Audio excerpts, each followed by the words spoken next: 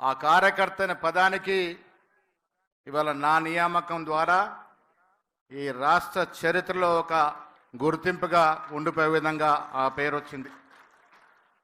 గాంధీ భవన్ అంటే మాకు దేవాలయంతో సమానం. అందులో మా కార్యకర్తలందరూ మాకు దేవుళ్ళు, సోనియా గాంధీ గారు మాకు దేవత. దేశంలో రాష్ట్రంలో నుండి నేడు కాంగ్రెస్ పార్టీ ఈ స్థాయి ఉంది అంటే మీ కష్టం, మీ శ్రమ, మీ త్యాగం.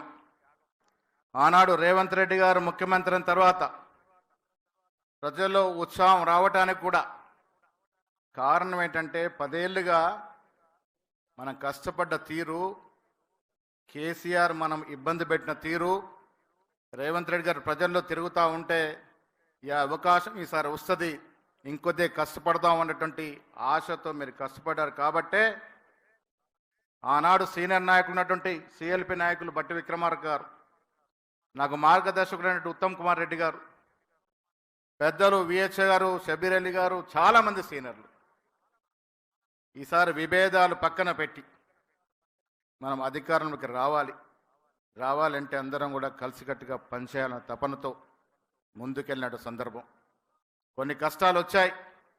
నా నానాడు వర్కింగ్ ప్రెసిడెంట్ అయిన తర్వాత ఆనాడు ప్రధాన కార్యదర్శిగా ఉన్నటువంటి మా మిత్రులు మాణిక్ ఠాగూర్ గారు, రేవంత్ రెడ్డి గారు, బోసరాజు గారు ఆర్గనైజేషన్ ఇన్ఛార్జిగా బాధ్యతలు ఇచ్చినారు. కాబట్టే ఇవాళ మీకు నేను దగ్గర కాగలిగినారు.